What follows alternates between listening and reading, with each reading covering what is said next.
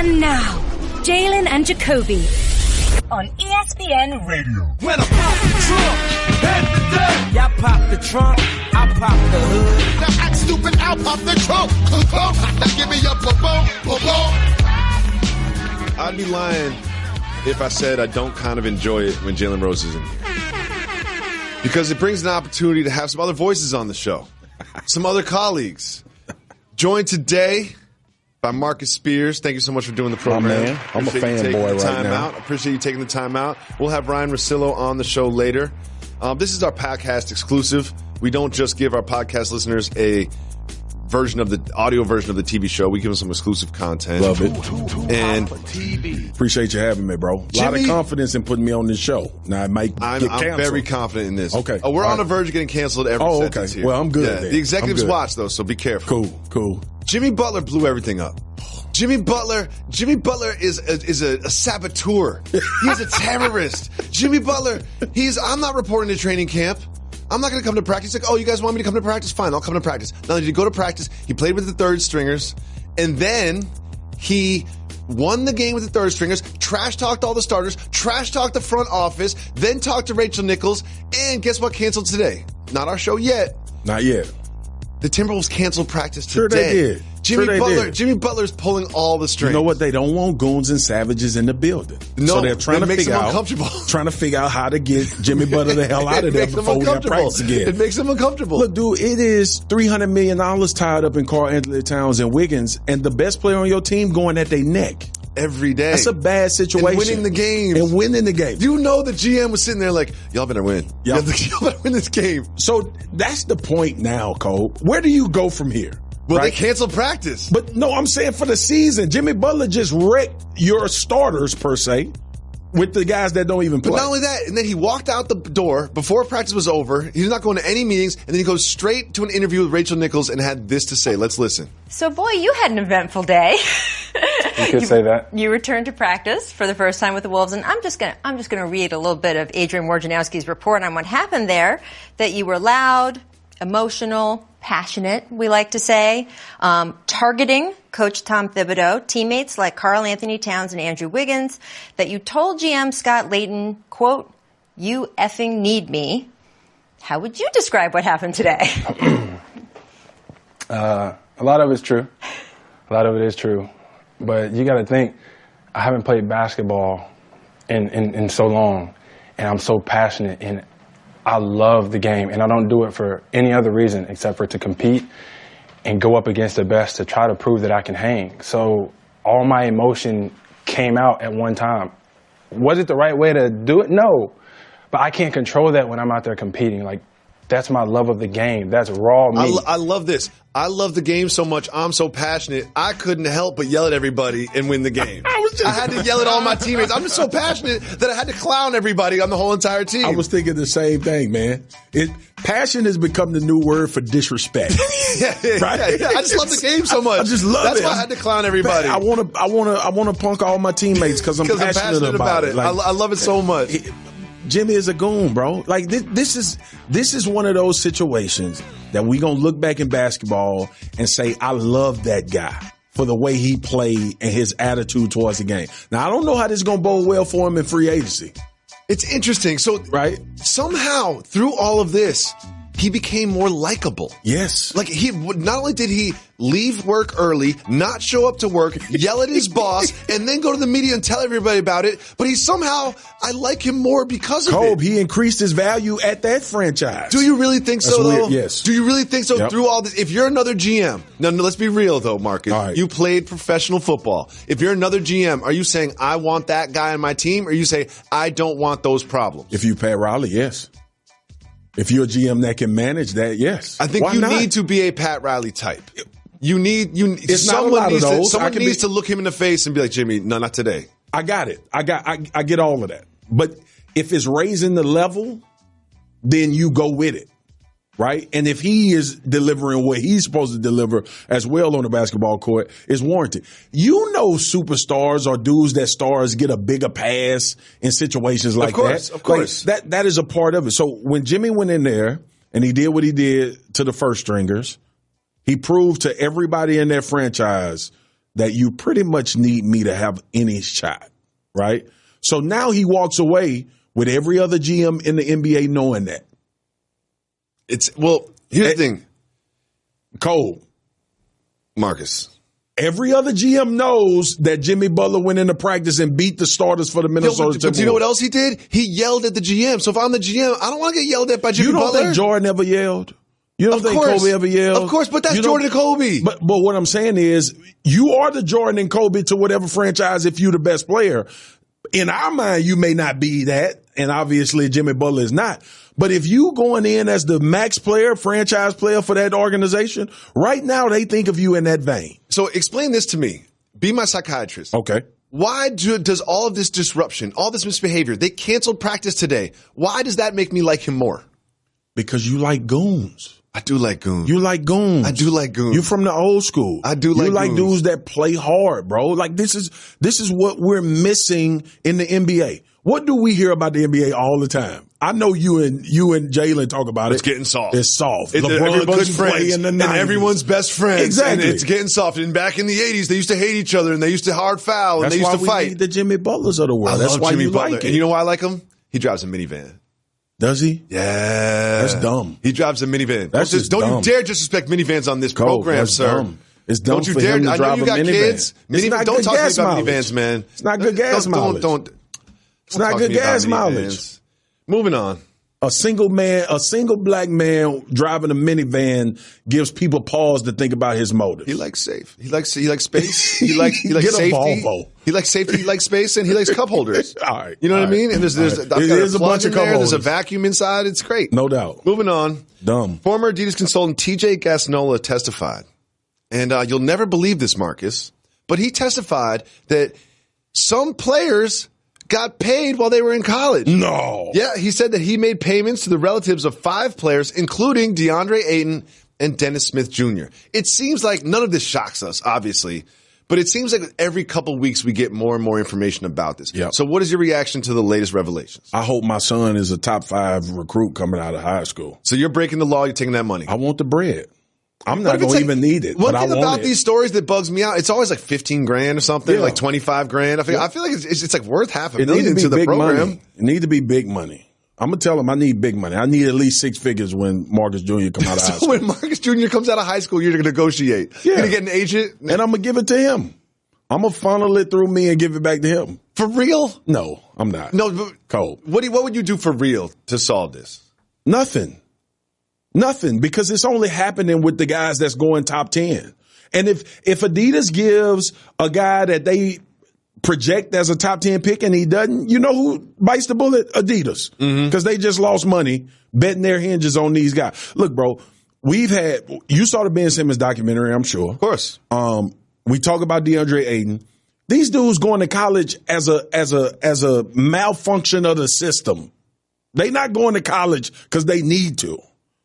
So if they can make some money while doing that, and it goes to a bigger question with the NCAA and players making money. Yeah. But at the end of the day, I don't have a single problem with it. You know where TJ messed up?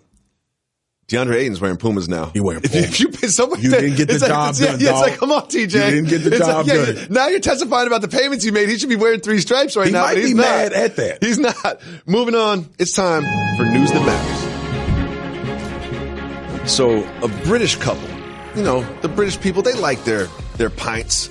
And they were in Sri Lanka on their honeymoon, and they're drinking rum. And they're drinking more rum, and they're drinking more. They're day drinking rum. They're on the beach. The heat and the rum gets to them. And they find out that the hotel they're staying at, the lease is up. They're talking to some of the management, and they're thinking about it. They go to bed that night, and they have a meeting the next day with the people that run the hotel. It's the next day. They start drinking at the meeting, drinking some more at the meeting. They ended up purchasing the hotel. The whole hotel? No, not the room. The whole hotel. They are now hotel owners because of a drunken impulse purchase. What? Have you ever made a similar drunken impulse purchase? I wish I would have made one that smart. But yes, I have. I bought a freaking fur coat, and I live in Texas. I'm gonna tell you what happened, man. I went to Philly, all right, and we get off the bus, and I'm hanging with the veterans. I'm the rookie. I got a little money, you know what I'm saying? That bonus had came through. You feel me? And we went to Torrey Big and Tall. It's the famous store in Philly, like for big dudes. So we go in there, and Leroy Glover was a big time defensive lineman in the league for a while. I remember. Leroy is black as this shirt I got on, and that sweater you got on.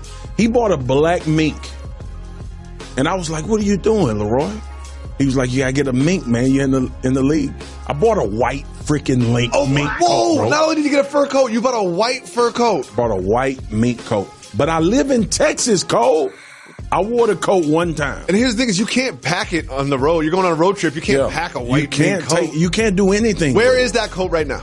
I don't know. No one knows. Dumb. That was so dumb. You know what? Dumb. That's dumber than buying a hotel. It wasn't dumb when I bought it, though. I was thinking Frank Lucas. So you played for Nick Saban. So you understand how he works. Yep. And we're watching this Alabama team just run over everybody in college football. They've already been anointed as the champions. When we're talking about historically, they're the best team ever. We gave 2 of the Heisman already. You're watching all of this happen. How do you feel watching it? I feel like it's disrespectful to the game I cover. Oh! Tell us why. Cole. Tell us why, Mr. Spears. Because we in the 6th week of the season. Like, just timing alone doesn't give you the right to say anything like that. Like, you can be excited about what's happening. I think we all are. The glimpse of greatness without a full plate of greatness is always fun, right?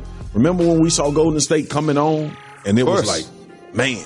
But then when they won the championship, now we can have a discussion about, is this the greatest team ever, the greatest dynasty, whatever. Alabama right now looks like a video game, and I get it. Everybody's excited about that. But then I got to go into some of my college football mode. Before we start tagging greatest ever, bro, they've given up 54 total points the last 2 weeks. The great ones don't do that. And one thing in football. One thing I know about college football is upsets happen. All the time. And upsets happen. It's not like other sports or professional sports. No. Like college football, things happen that you do not expect, and it could happen to Alabama. It could, man. Could you see it happening against Georgia? Yeah. I can see it happening. I can see it happening against Georgia. I think LSU plays them tough for a while. I think they eventually take the reins. That's your alma mater. Yeah. You're not going to pick your alma mater over Alabama? Coach, I'm not. Objectivity ain't never been a problem for me. If you're good, you're good. Now, I would love for LSU to be in this Bama conversation that we having, but they not right now. Yeah. That ain't where they at. So we're talking about where you played in college, but let's talk about where you played in the pros for a second. The Dallas Cowboys. Oh, boy. So you're familiar with how things work there over in Jerry World. And Jerry's had a lot to say this year. He's been pretty vocal. He gets more vocal when they're not winning games. And here's what he had to say about their roster. A true number one. You saw one the other night. You see Julio Jones. You see players like that. They're, in my mind, every team doesn't have a true number one receiver. When you put it in that class, those guys that just absolutely can change the ball game with where they are. And that hasn't been our case for several years here, that we've had a true number one. Not a true number one. We'd like to have had one, but we haven't. You know what? The more I think about it, the more I'm like, they really haven't had a number one wide receiver for quite some time. Cole, why though? Because Jerry didn't pay one.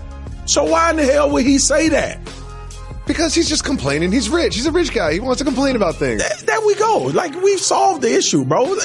Listen, Dez at one time was a one.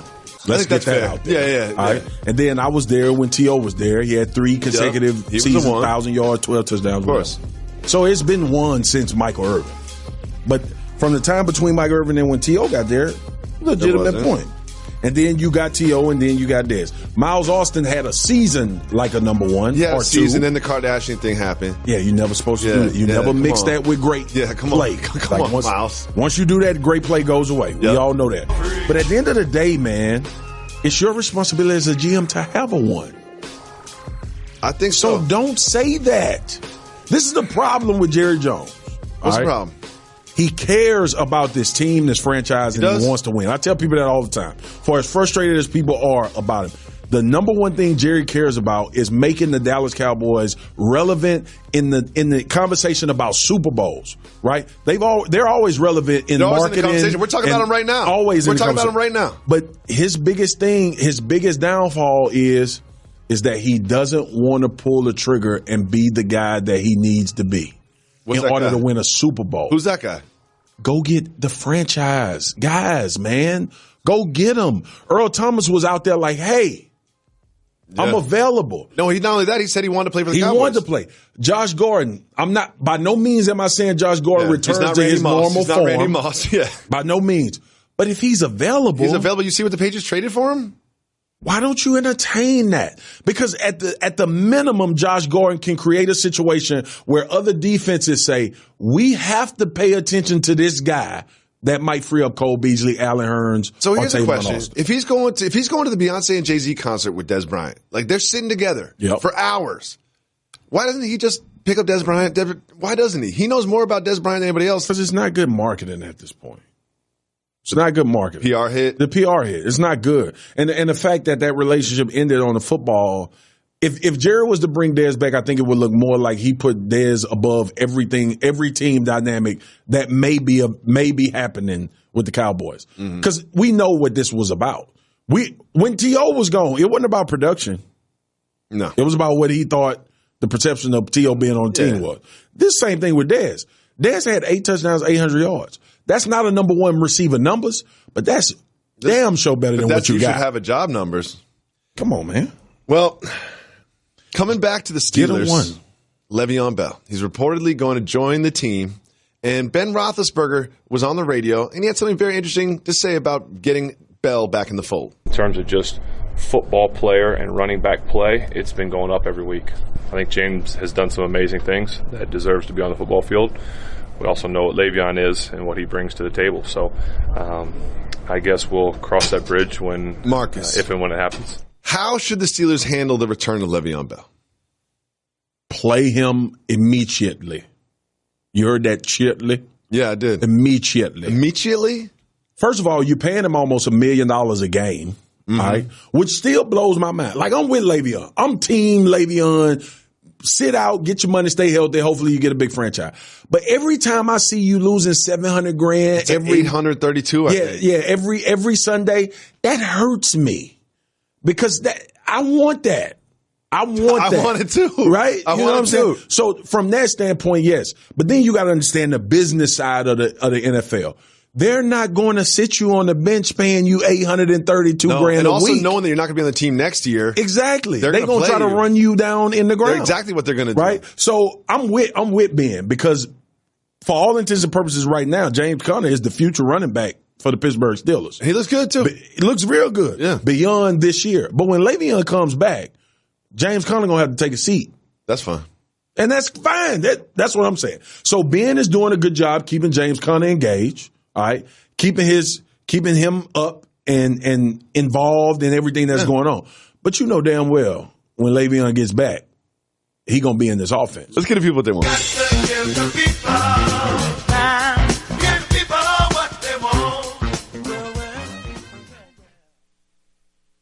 As a young boy, Gavin loved playing football. He lived and breathed it, wanted to go pro. Why, he'd spend hours upon hours just practicing his touchdown dances. And one day, while getting fitted for bifocals, he realized he was never much good at throwing, or running, or catching, or even kicking. Yeah, Gavin's chances of playing pro football were looking like 4th and long. Very long. But he did hear how Geico could save him money on car insurance, so he switched and saved. Then he did kind of a touchdown dance. At least he was still good at that. I want to talk to you about Oprah. Okay. Whenever Oprah's in the news, she needs to be on the show. Okay. Oprah did something that we all do. She had an issue with her face started swelling. So what she did, what we all do, is she Googled what could be wrong. Have you done this before? No. If you start Googling what's wrong with you, you're convinced you're going to die in 5 minutes. You're dying in 5 minutes. Yeah, for sure. Yeah. The WebMD is real. Exactly. Yeah. I got AIDS? I thought I just had a cold. Yes. So she did the same thing. She Googled it, and she was like, oh, I'm definitely going to die. And then she went to the doctor. The doctor was like, basically, you have a saliva problem, so suck on some lemons. That's what the doctor said. And Oprah was okay. Her saliva is poisonous or something? No, she was not. Did you just say Oprah has poison saliva? Marcus. What did you just say? I said that, look, I'm not a doctor. She had some saliva issue with a saliva duct in her mouth. Poison? So I guess Oprah might have poisonous saliva. The acidity of the lemon killed it. That's what I assume. That's probably what it was. Her face swole from a saliva problem. From a saliva duct issue. Saliva duct issue, which means the saliva was poisoned. And the doctor said lemon. I feel like if you're a doctor, you got to come on. And Oprah's in the room. If I'm treating Oprah medically, I got to do something better than lemons. Yeah, I would make up. It's something. another option. Yeah, I would give her a sugar pill and make up a name. A sugar pill? No, because I'm just saying, like, I don't want to hurt her, but I would just be like, oh, this is a special thing. I wouldn't be like, hey, how about some lemons? I had my nose broken, and the doctor fixed it, and I was in the basement, and he basically stuck a screwdriver up my nose, and I don't know how she was a real doctor. You go into them hospitals that them dudes. This wasn't a hospital. This was like I had to buzz into the door. Yeah. Like this wasn't like a big hospital. You went to the wound department. Yes. On my way out, he gave me 2 of those little cans of pineapple juice that with the tinfoil on top that you peel off, and he was like, "That's for the swelling." Did it work? No, I didn't drink them. Should have got some lemons. I didn't even drink them. I definitely needed some lemons. You needed lemons. I definitely needed some lemons. Oprah face swole from a saliva duct being bad. That's poison. That's what happened. Yeah. I don't think there's any poison in Oprah's body, Marcus. Cold is poison, dude. When you have a reaction, usually it's allergic. An allergy is it's like a poison going into your body. Her saliva was poisoned. Someone tried to poison Oprah. That might be the case. The Russians tried to poison Oprah. Because the Russians, you know how they poison. Collusion. Yes. On the oath. Yes. That's exactly I'm so glad we got this figured out. That's exactly what happened. I'm glad we got it figured out. Because I know it's a lot of people working hard. You got Oprah on your phone? You got Oprah's number? We need to talk. I need to get it, though. Okay. I'm a freak out when I meet Oprah. Give it to me. Here's the thing. Apologies. Yeah, we got to apologize to the Russians. I didn't even want to, but Reggie made me. Reggie got in my ear and just one of those apologize. I love Russians. Politically Shout out to Bay Ridge. Yeah, wherever that's at. Yeah. I ain't never left the States. Whatever. Bay Ridge is in Brooklyn. Oh, okay. See? But it's basically Russia. But it's basically Russia. All right. It's the same thing. A lot of people moved over. Yeah. Okay. Yeah. Well, I go there and then I don't have to go to Russia. Yeah, you don't. All right. You don't. Did you watch the Khabib fight over the weekend? No, I didn't watch it.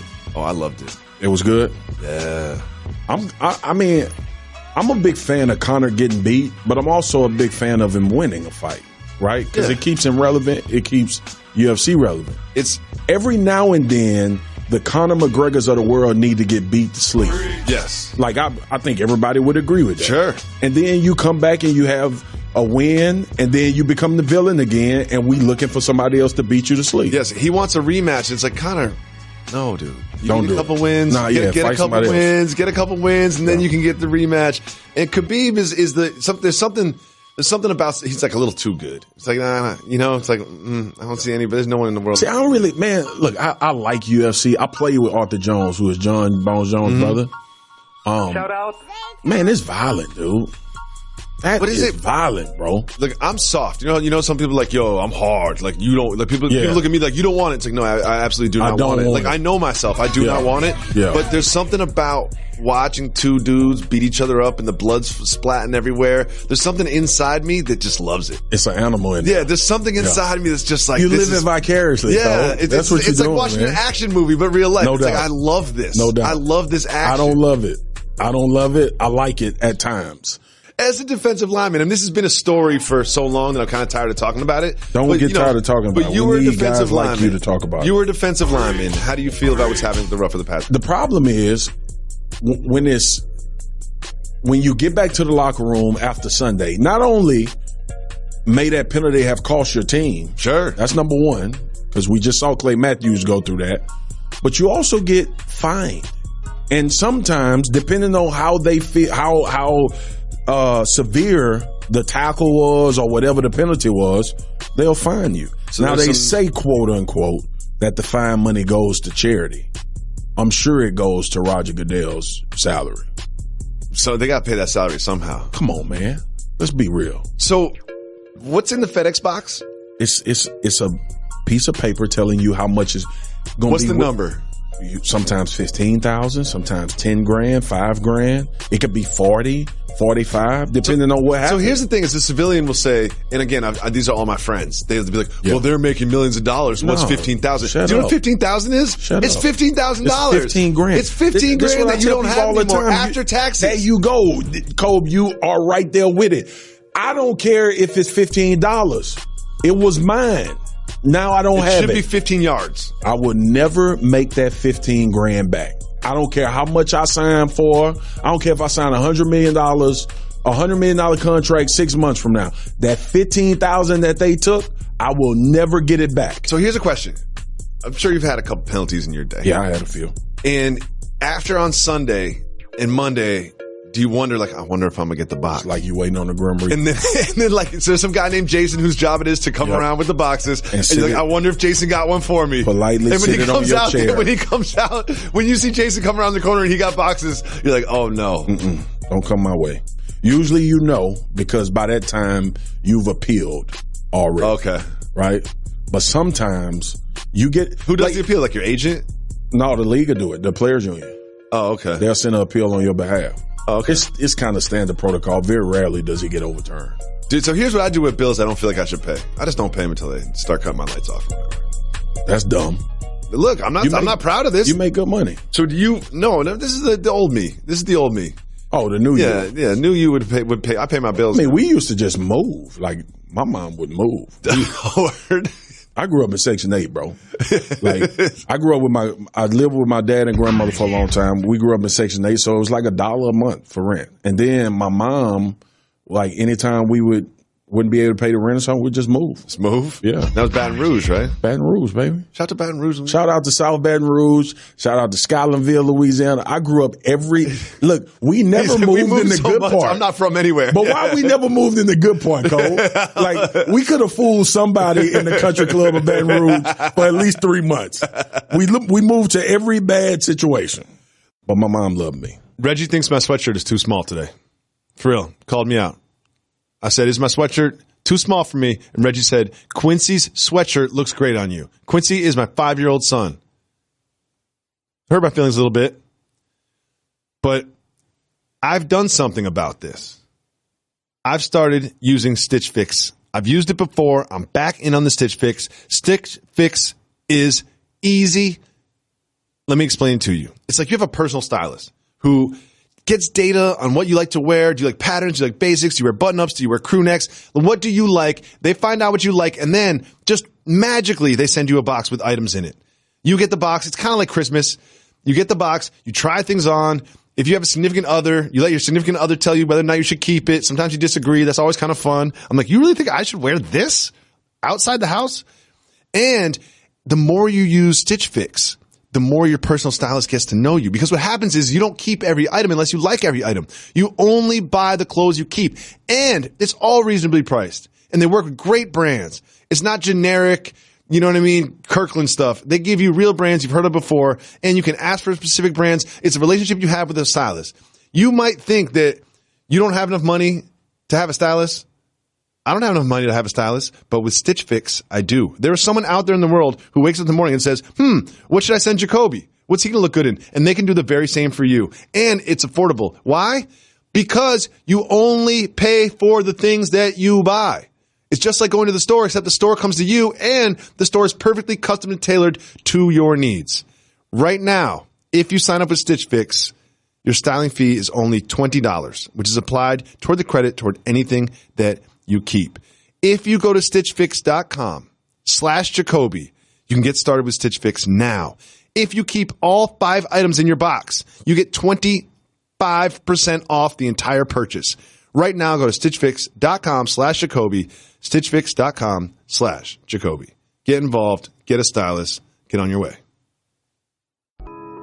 We have been bestowed with the presence of the great Ryan Russillo. What's up? You know what? I've heard a lot of people, though, on the show this week, and you've talked them all up.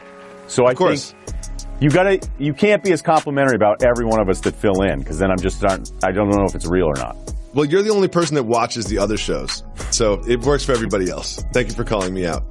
I'm entrapped. I'm enraptured in the Jimmy Butler thing. I'm going to be honest. I feel like Jimmy Butler held us all hostage with non-news that we had to update every single day on these programs. But today there is real news. Not only did he play in practice, not only did he trash talk the players and then the front office and then walk out of the gym, and then not only did he walk into an interview with Rachel Nichols right afterwards, they canceled practice today, Ryan. They canceled practice. Jimmy Butler is a terrorist and a saboteur, and somehow after all of this, I like him more today. What is happening with Jimmy Butler and the Timberwolves? This is tough. I'm really conflicted. You know, if you go over the entire timeline, I was very pro Jimmy with Chicago. He was the better player. Derrick Rose comes back. He thinks it's his team. And you're like, nah, dude, I'm just better than you now. The contract stuff was contentious with Chicago, so I've always been very pro Jimmy Butler, and I think he's a hell of a player, and he's a fighter. He's a competitor. I think he's accurate in pointing out some of the softness issues with the other young players in the team. And that's directed strictly at Karl Anthony Towns and Andrew Wiggins. Like, those guys have to be tougher. They have to be better players for this team to be as good as we think it can be on paper. However, this 24-hour orchestration, this entire campaign, where he goes off day one of practice for a reason, okay? It all leaks out, which is super interesting for us. And then when I saw the Rachel Nichols sit down, I go, are we running old B-roll of Jimmy Butler? I go, wait a minute, this is hours after the practice meltdown today? Yes. So he's sitting there calling out his team, which I would agree with him about, but he's not doing this to make the team better. He's doing this selfishly because it's like a little reminder, being like, hey, we heard you were about the 5-yard line with this Miami Heat deal. If you guys need a little reminder, this is how bad I can be. This is how difficult I can be. And I'll sit down with Rachel Nichols and air it all out. So this was another shot by he and his crew to get the hell out of Minnesota.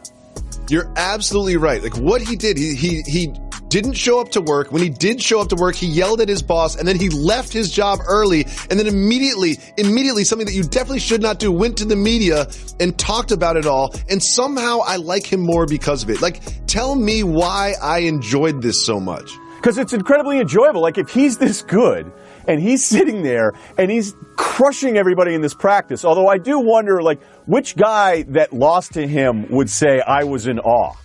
Like, when you think about some of the quotes, you're like, man, this was amazing. He embarrassed me. We both know enough about basketball that I'm sure he probably easily could have lost that game, and this narrative is so different. Like, if there's probably a couple bounces or a couple of shots that didn't go in when he loses with the third stringers, it's not as sexy a story, let's be honest. I'm expecting leak footage of him as a wolf.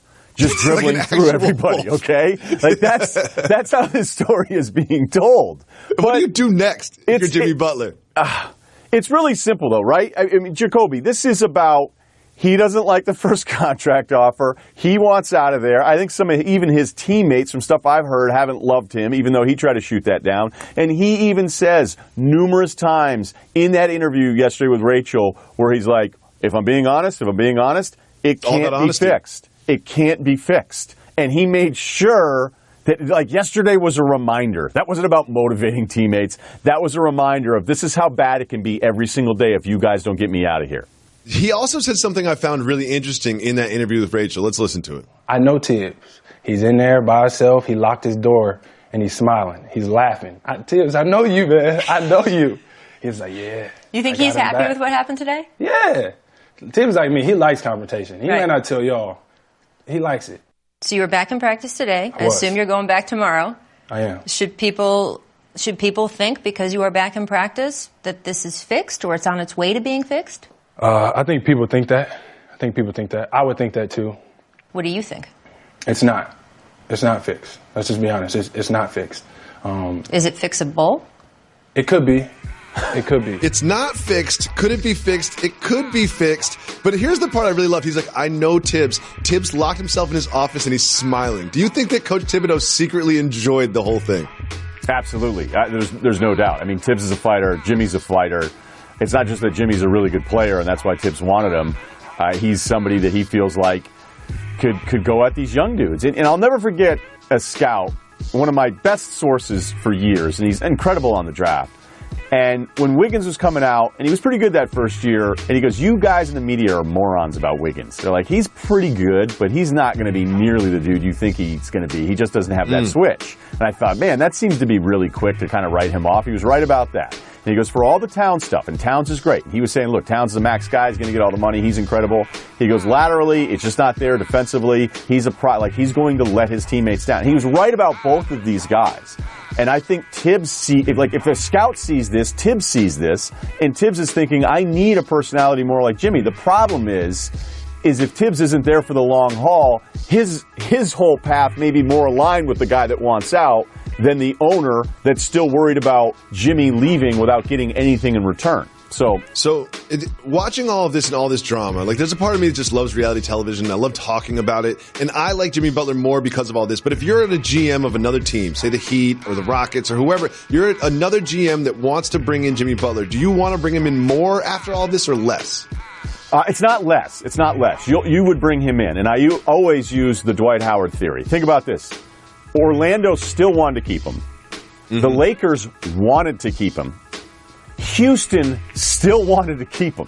So whatever Jimmy's done, to me, that's never been as bad as Dwight's indifference or immaturity. So any team, no team's going, hey, we wanted him and now we don't because of this story, because these guys are just that hard to get. Well, the whole Jimmy Butler saga will continue. I mean, there's no practice today, but something tells me we'll get another Woj report later today about something. But what it has done is also overshadowed one of the best preseason basketball games I've ever seen in my entire life. That might be hyperbole. I might just be caught up in the moment and recency bias. But watching the Lakers and Warriors, especially the first half yesterday, it was just fantastic. It had like a playoff feel. It was in Vegas. The court looked cool. Everyone was doing cool things. LeBron James was doing this, and he hit a three at the end of the half. Am I crazy to think that this was the best preseason game I've ever seen in my life? Whenever we're ranking stuff, I didn't have this, like, I don't have this in my Word document file of, like, let me dig into how I've been keeping track of all preseason. You have this over Perth Jazz? I can't name another preseason game I've ever watched, so this is probably one of one. This is the most memorable, I'll say that, because I can't remember another preseason game I've ever seen. As of right, I remember going to UMass Boston and going to see LeBron play, and he sat it out as a rookie. And I think that's...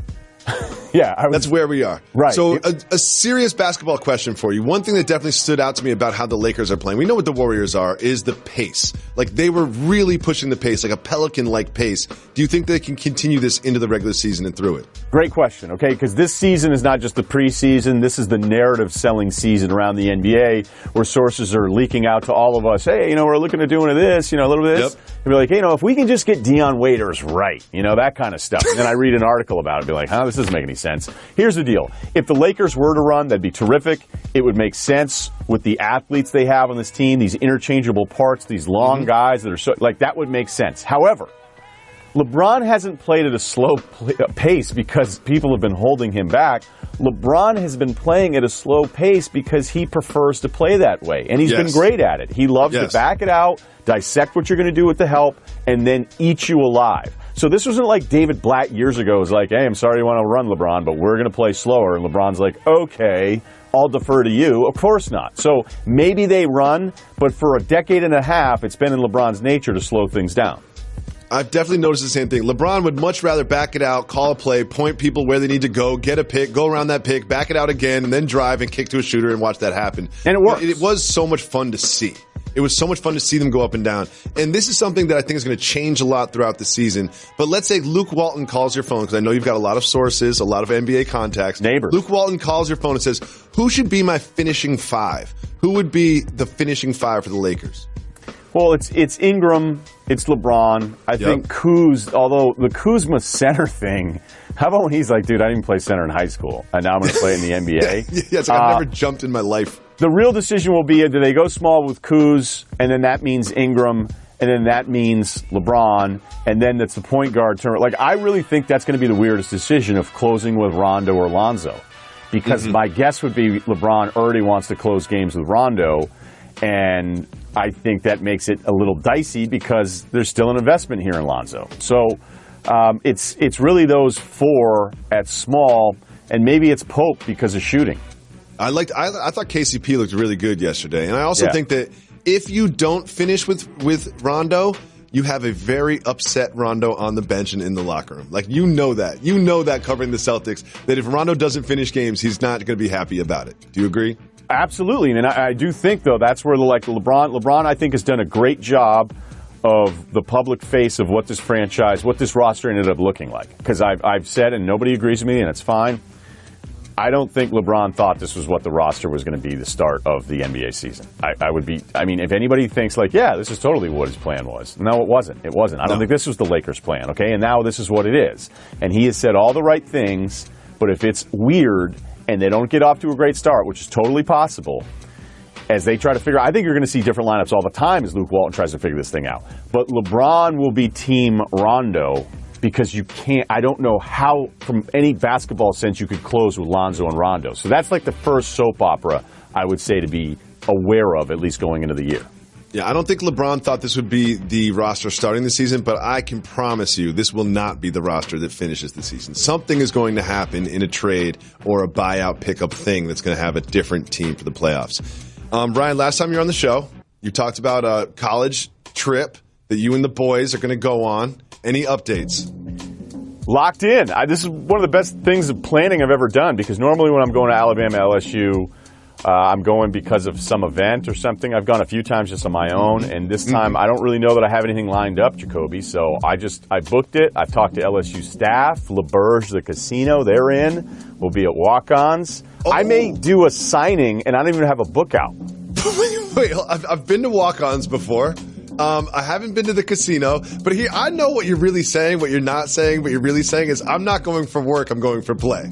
I know the difference. I know the difference, Ryan. Yeah, I don't have to. Whenever I was doing it, though, after I'd be done with the show, the 7-hour monstrosity show that we did for College Game Day Radio, once that show was over, then it was the game. And, I cared about the game and being in the stadium as much as anything. It's probably my favorite part of this entire run with ESPN, getting to those games. But, it's on. This one's on. I went to a night game. I went to a night game at LSU. And it was absolutely When did you go? Which game did you go to? Recall is not my strong suit, but I'm going to guess like 2008. How did you end up down there?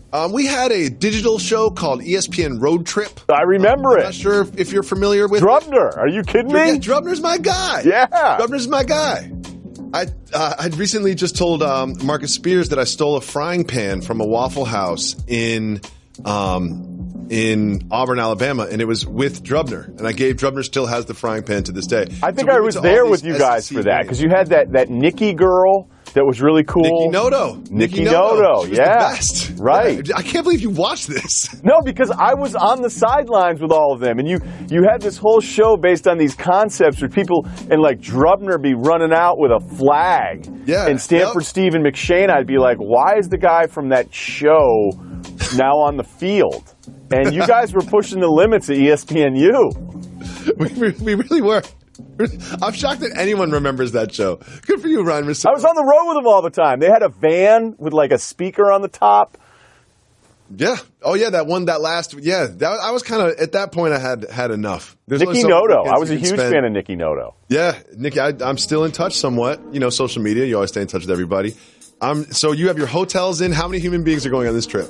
We got 3 dudes rolling in. Okay. I'll be the 4th dude. A lot of guys. All these guys are parents. So that's sometimes great, and then sometimes it's even worse. No, it's worse. These guys are all good dudes.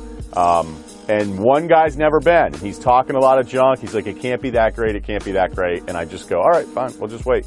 We'll wait until 10 minutes before kickoff, and then you can turn to me and apologize. Because that's what everybody does. I think the last time I was in Baton Rouge was the last time I vomited from intoxication. I've got a very strong stomach too. Yeah, BR will do that to you, man. It's there's a mixture of the excessive drinking and the cuisine. The cuisine is unique down there. My stomach wasn't really ready for it.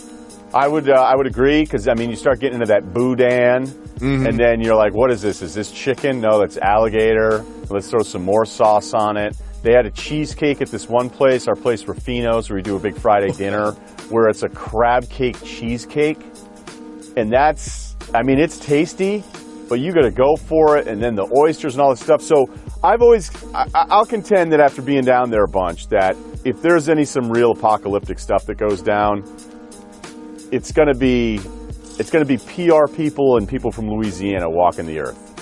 PR people in there. Right. Yeah. Right. Okay, that's interesting. Switching gears somewhat, Kevin Love said something that I think everybody knows but no one said before, and he was talking about what it was like to play with LeBron James. And he was talking to Wendy, and Wendy can always get these guys to say everything. And he said, quote, "You have to be resilient. I had a lot of hard nights. There were dark times. but I always believed keep fighting. I was stubborn about it. And LeBron, make sure you have a chance to win every year. I have a theory. Just go with me on this one. I've voiced it before. The Cleveland Cavaliers aren't going to win as many games as they did last year, but they're all going to be much happier this year.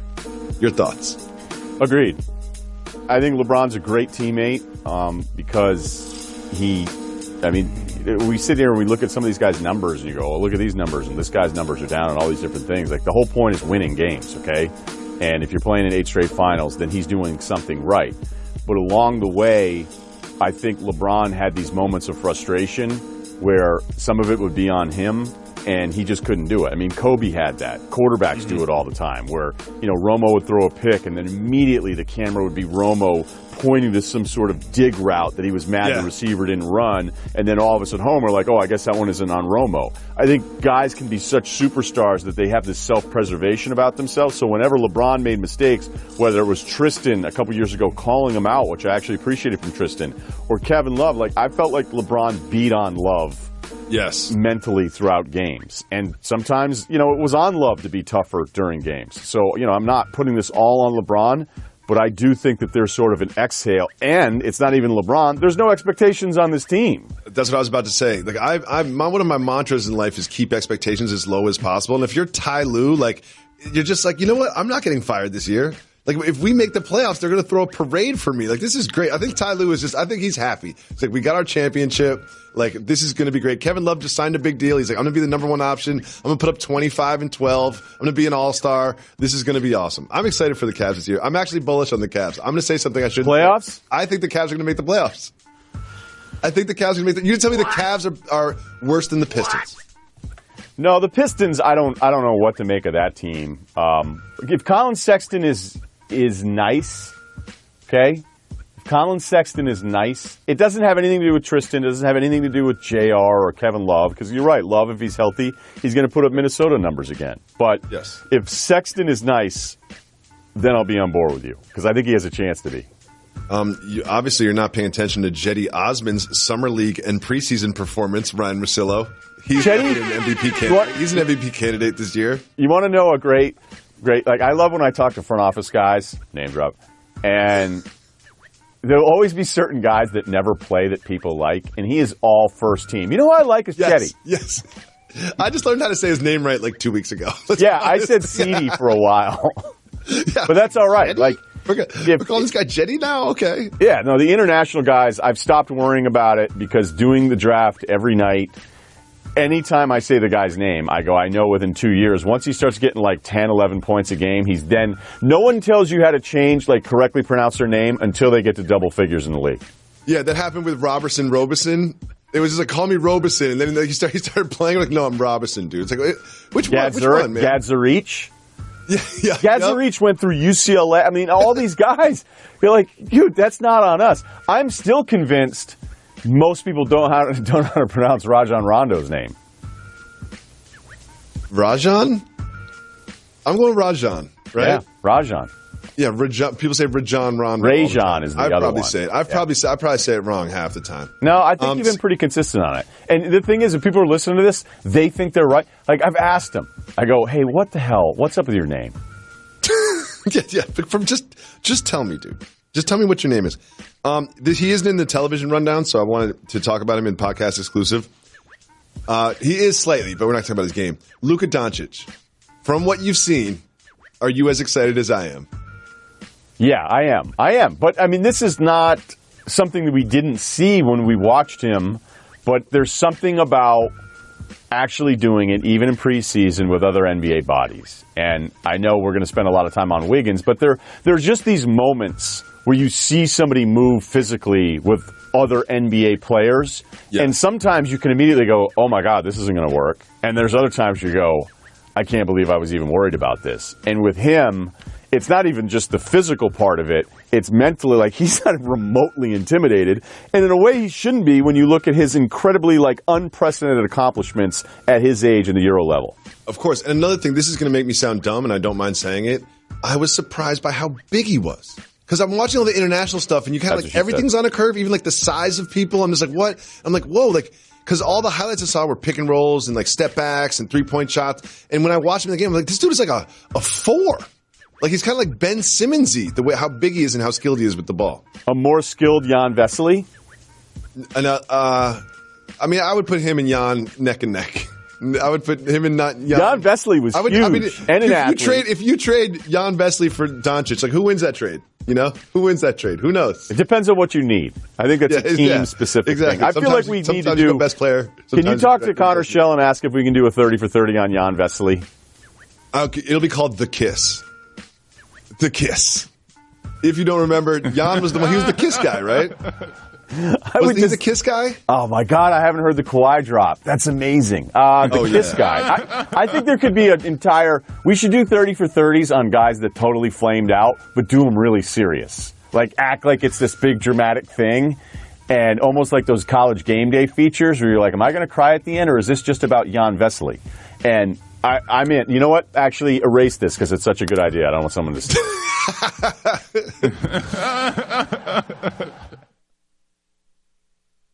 There's a lot of topics in sports and pop culture that just aren't worth talking about, so we made up a game called Keep It Moving. Keep it moving, you know we keep it moving. So Ryan, if you want to talk about it, you say hit the brakes. If you don't, me, you, and Meth Man just keep it moving. Are you ready?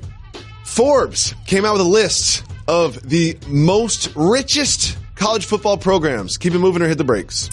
I was told in the pre-show meeting that we were cutting this from the show, so I didn't read anything on it. What Texas is worth a lot, let's keep it moving. Yeah, Texas A&M is weird. We keep it moving. That's the part I love right there.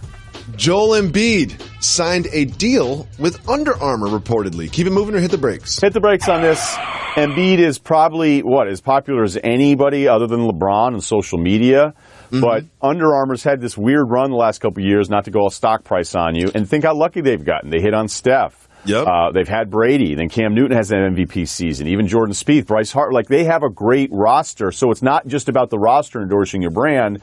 I'd be great. I'd love to see Under Armour have a little comeback from the last couple of years. I just don't know if kids are going to buy the big man shoe because that's always been the problem. That's always the thing. And I wore the Steph Currys a couple of years ago and they were excellent. And just from a performance standpoint, the Steph Curry shoes have kind of dipped a little bit and also in sales. And again, like, why can't big men sell shoes? And if there ever was a big man that could sell shoes, it would be Joel Embiid. Do you agree? Yeah, I think it would be Embiid, unless it were. You almost have to be this character beyond just a great basketball player, and that's why Shaq kind of had a chance. But, I mean, how many Shaq retro Reeboks are you buying? 0. I'll wait. By the way, wait a minute. You're saying the decline in the Steph shoe dipped off or the decline in your game? Well, first of all, my game is peaking right now. I just wanted the world to know that. Moving on from my game to James Harden game, the whole world went crazy over this move from James Harden. Keep it moving or hit the brakes. We have to hit the brakes because I'm mad about this. Oh, you're mad about this. So there was this move against the Sharks where he kind of just did a sidestep and hit a 3, and everyone in the world said it was a travel, even though it's not a travel, and you're going to tell me that's a travel.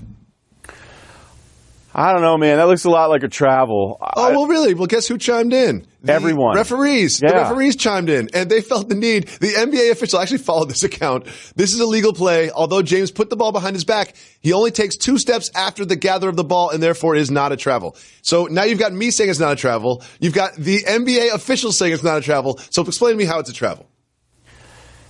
I don't think it's a gather. Like, I understand the 2 steps off the gather on a drive to the hoop or getting into your shooting position, but I don't know, man. I mean, the problem is that you're telling me it's not a travel from the guy that travels 90% of his possessions. That's fair. So here's how I judge a travel in basketball. Did it look awkward? That's kind of how it works nowadays. It's like, was it awkward? And if we're going to start nitpicking travels, the one that bothers me is when you catch the ball and then pivot 4 times before you even get into a 3-point stance. That's the one that bothers me more than the step back. That's the travel that doesn't get called because it doesn't benefit anybody. I'm not Mr. Freak Out about a travel. Like, if you're starting to tweet about, the NBA never calls traveling, again, that means you love sacrifice bunts. Yes. You're mad that pitchers don't throw 140 pitches anymore. Like, I'm out. Traveling doesn't bother me. Harden bothers me. Harden bothers you? Yeah. He's a great player. Harden bothers you. He's a great player, but I've never seen, there's no player of his generation that has benefited more from the way he's officiated than James Harden. I think that's fair to say, but it's not Harden's fault. He's just really good at You're right. making people You're right. foul him. But he's really good at making people foul him. Like he's not dominating the game by his pure athleticism. He's kind of outsmart the game. It's not as fun to watch, but you have to respect him for it. There are more solo Russillo couch freakouts per Harden possessions than anybody in the league for an entire year. It's not even personal. Favorite stat. Right. This is my favorite stat. Solo Russillo couch freakouts. Per possession. SRCFs. Yeah. And here's the thing. Keep track of SRCFs throughout the season. That's my coach. That's my guy. He was my coach in Houston's celebrity game. You know, he wasn't a real hands-on coach. Yeah, more of a laissez-faire, like a Phil Jackson type. I get it. Yeah, right. He wanted us to figure it out. Me and Bieber. You and Kevin Hart. Joe Flacco's wife gave him some coaching. Keep it moving or hit the brakes. Go ahead. Keep it moving. We'll keep it moving. All right. I defer to you on that one. Keep it moving. Trae Young did something good in a basketball game. Keep it moving or hit the brakes. Hit the brakes. Guy's getting beat up on a ton, hits a deep game winner. And you know what? Good for him. He's going to get a ton of shots. I know that. He's going to get a ton of shots. And this is a good one. He is. Then here's the thing. It's at Georgia Tech, so it's kind of in front of the home crowd. And he's now become a sympathetic figure because everyone is just saying the Atlanta Hawks traded Luka Doncic, essentially, for Trae Young. And you and I did the draft together, and we were both just astonished, disgusted by this move. And now it's just like everyone's just waiting for Trae Young to fail and loving Luka Doncic. And now he's become a sympathetic figure. Like, I'm rooting harder for Trae Young's success than Luka Doncic's success just because of the way the world has turned on him. Do you feel the same way? I'm not going to go that far, but I like where you're going with this because you're right. Like, whenever I'm kind of that guy, after a while, I'd be like, wait a minute, everybody wants this? Well, I'm going to go stand over here. I'm going to want the different thing now. I still think it was a terrible pick because it's just awful. I know the backstory of how this went down and the motivation behind it. And you're right. I mean, Trae is in this spot where it's not just about how good or bad he is as a pro. It's more about what Doncic ends up becoming. So, I am. I guess I'm saying, like, I'm there with you. I'm not rooting against him or anything like that. Like, we just started the segment saying, like, I'm happy he hit this shot because it's been so negative for him the whole time. It looked bad during the summer league and all that. But I don't know. He's going to get a lot of shots. I'll say that again. Yes. So, someone went to one of those, like, haunted house scare things, these things in the Halloween season, and he got stabbed for real. Keep it moving or hit the brakes. Dude, hit the brakes. Are you kidding me? Just okay. So I believe it was in Nashville.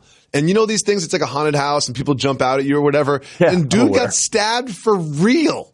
For real stabbed. Do you hear the backstory on this and how this went down? Because I'm like, how does that happen? So you go, well, what are you doing tonight? Be like, I picked up some part-time shifts at the haunted house. Be like, why are you bringing a knife? Be like, well, it is haunted. If you bring a knife, you're going to use the knife. These things, I've been to these things before, and I've seen these people break character. You know what I mean? I've seen them break character and yell at someone in my group before, and I was like, wait a second. Now you're not being like the zombie guy who took us hostage. Now you're being like Steve, the failed actor in Los Angeles, taking out your aggression on my friend Jake. Steve is always doing stuff like that. Yeah. So apparently somebody was like, oh, my friend is coming into the haunted house, and the guy handed the other person a knife and said, oh, you should stab him. And the person stabbed their friend in the arm, and they're okay. And they're like, what? Oh, my God, the knife is real. And the other guy was like, the person who actually did the stabbing didn't know the knife, thought it was a prop knife. I know this will surprise you, but I had a group of friends that maybe... I am surprised you had a group of friends. Right. We can start there.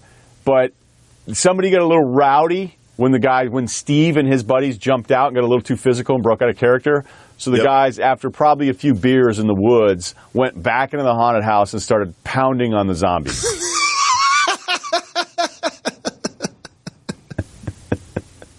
Imagine, why do you have a black eye? Well, what happened was I was working at this haunted house. I scared a guy who was with Ryan Russillo. Oh, you're the best, Ryan. Here's something that kind of baffled me. Apparently, the Timberwolves were working on a deal with the Rockets, and the Timberwolves asked for Eric Gordon, PJ Tucker, and some mix of draft picks. If you were the Rockets, would you trade Gordon, Tucker, and a couple picks or a pick for Jimmy Butler? My first instinct is just to say yes because of where your window's at with Paul, and not that Harden's old, but I mean, Chris Paul, even though I love him, you go, okay, look, we bring in Butler. We hate what this contract is going to be for Jimmy Butler year 35. I mean, we're talking like $40 million a year. I'm not sure I want to do that with any team, but you're not worrying about that. You're worrying about these next 2 years. And on paper, whatever the picks ended up being with all the different protection, let's say it's sort of neutral and not some absurd unprotected thing down the road. Yep. The real hang-up in this isn't Gordon or the picks. It's that P.J. Tucker, for them, is incredibly important, especially the way they go small, and P.J. can defend such bigger players. I'd still probably do it, but I'd be worried after losing Ariza, also losing a guy like P.J. I think it's fair. Like Mbah Moute, too. Like, one of the reasons they were so much better on defense last year because of Mbah Moute, Ariza, and P.J. Tucker. And if you remove all of them, you start to have some struggles defensively. But I do like this. Clint Capella, Carmelo Anthony, Jimmy Butler, Chris Paul, James Harden. Like, that's a team of 5 that I could see going up against the Warriors, boogie or no boogie. However, you are going to give real minutes to Michael Carter-Williams and Gerald Green. And that's the part that kind of is like, if you start forecasting, like, ooh, well, great 5, but it depletes your bench so much that you're like relying on Michael Carter-Williams to like do real basketball things in games. Yeah, I mean, they got a couple other question marks at the end of the bench, and they'd probably have a shorter rotation unless they...